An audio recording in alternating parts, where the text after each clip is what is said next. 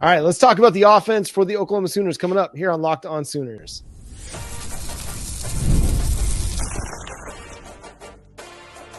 You are Locked On Sooners, your daily podcast on the Oklahoma Sooners. Part of the Locked On Podcast Network, your team every day. Once again, thanks for making Locked On Sooners your first listen every single day. Shout out to all the everydayers out there. Tune in and subscribe to the show wherever you get your podcasts. We're part of the Locked On Podcast Network, the #1 sports podcast network in the industry. So, Jay, the offense did just enough. It wasn't great. Had just over 200 yards of offense. It was not a performance you're going to write home, and you're not going to compare it to, a Baker Mayfield game. No. But again, they did just enough. But let's talk about what this offense needs to do better moving forward if they want to have a chance at playing in the college football playoff. Got to stop playing stinky. That's really the solution right there. That was a stinky performance from the offense. But the one thing I will say that there is a very big silver lining in the way that this offense plays is they've maintained their 100% in the red zone. They will score in the red zone. They were going to get you a field goal because Tay Sandell is nails, literally the best kicker in the country, period. Go argue with your mama. That man is the best one out there. Titanium. Give it to him.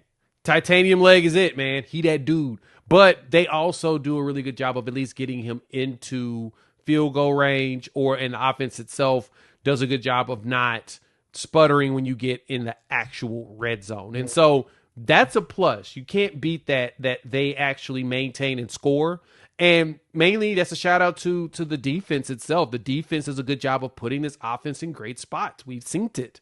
You've seen where the offense is getting short yard. They got a lot of short yardage in this game. Honestly, that's really where a lot of that 200 yards came out of is most of the drives were short.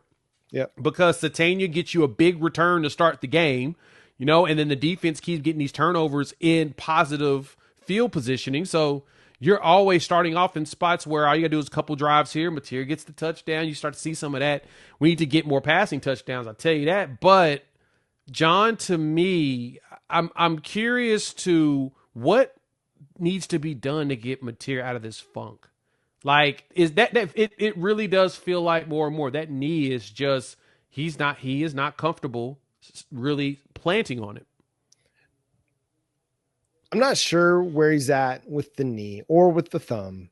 What I think we're seeing more than anything with John Mateer is a full understanding and recognition that the best way forward for this team is to just take care of the football and play defensive football.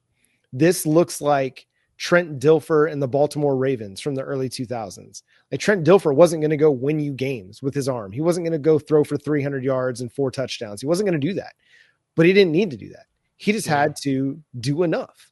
And when Alabama has arguably the best secondary in the SEC and they're dropping a lot of guys into coverage, it's going to be tough. You're going to have to force some throws. And credit to Mateer for playing patient football and not. There were a couple throws that could have gone the other way. Let's just be frank. Yes. They dropped several interceptions. There's one in particular where John Mateer just steps back and he tries to throw a short curl to the right side. And the defender drops right there. And he's like right there.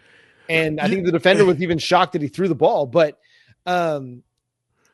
You know what it reminded me of? It reminded me of Kip Lewis's flats pick six. It literally was the play. It was that. That was it. It was the exact same thing. Like, and that's really the difference in the ball game is John Mateer got lucky. Tyson did not.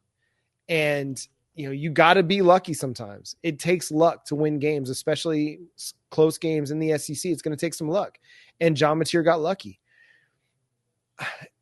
I don't know exactly where the offense goes from here because, you get a big play out of Deion Burks to start the game on that first drive.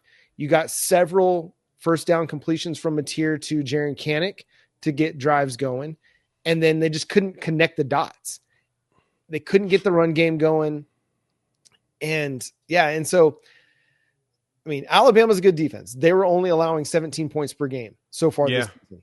They're really good against the pass, not great against the run. But as we talked with our guy, Jimmy Stein from Locked On Bama, he mentioned it that a lot of their rushing yardage allowed was big runs. They were giving up big runs. And a lot of that came in that first game of the season against Florida State.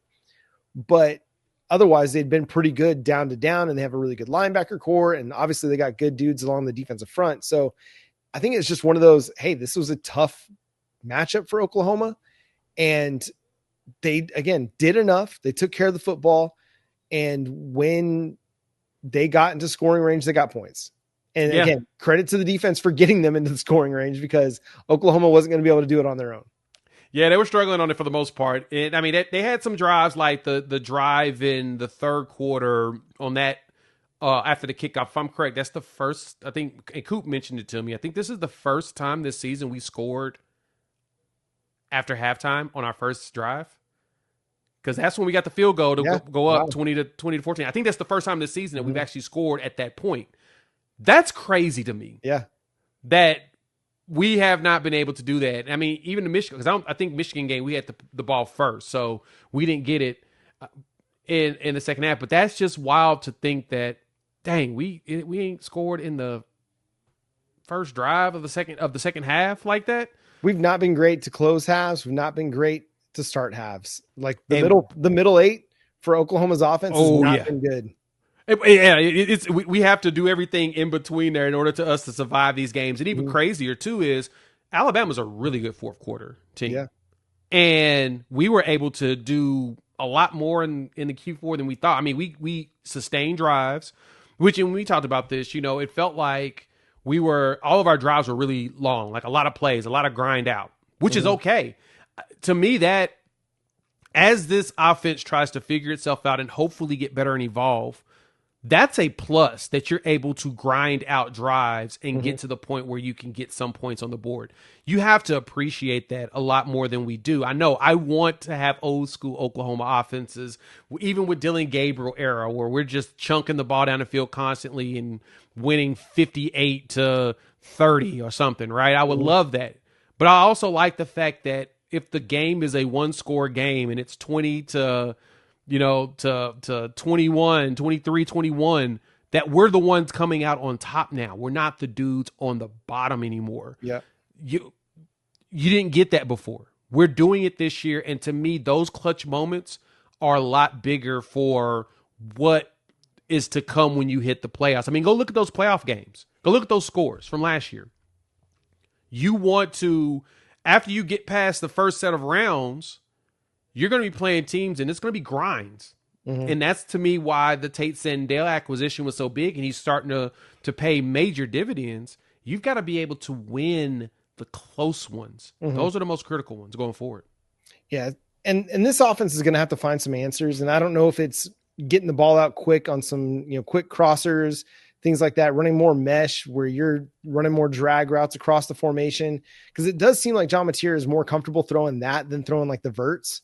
Right now, the Deion Burke stuff, the Jaren Kanak stuff coming across, whether it's Satania, Giovanni, those quick outs to Satania, things like that, quick passing action, I think is probably the best way forward. The thing that illustrates Oklahoma's struggles offensively the most is if you go look at the drives, every drive that started either at Alabama's 50-yard line or into Oklahoma territory ended in a punt. Oklahoma started with the ball at the 41-yard line, 6 plays, 4 yards, punt. Oklahoma started with the ball at their own 30, 3 plays, 5 yards, punt. Got the ball even at the Alabama 46, 6 plays, 29 yards, punt. Alabama 49, 5 yards, 26, or 5 plays, 26 yards, punt. OU 36, 3 plays, 1 yard, punt. Alabama 50, 8 plays, 20 yards, punt. But even in some of that, even when they, that last punt was after a 4.5 minute drive. So a lot of long ones. Yeah. Again, not a great performance, not a good performance, not even an average performance from the offense, but it was enough to win a game, keep your playoff hopes alive, and maybe you find some answers this week as you get ready for Mizzou. Yeah, Hopefully you figure out something against Mizzou. They're playing for a good bowl game, which is important. And we'll talk more, of course, about them later this week. But that's what they're looking at. They're looking at a good bowl game. That's their hopes. That's what they're hoping to get their hands on. And we'll see who the quarterback is. If it's the true freshman, you should be able to defensively win this game. If it's not, be prepared for a lot of dual action with Hardy, who's very hard to tackle, on top of Bo Pribula, who is very, very, very athletic. Yeah, it's gonna be interesting. I think we're gonna see some gamesmanship this week from Eli Drinkwitz as Oklahoma gets ready to maybe get a little revenge on the Missouri Tigers in Norman this Saturday. Let's go through the polls, where Oklahoma landed, what it means for their college football playoff aspirations, and more coming up next here on Locked On Sooners.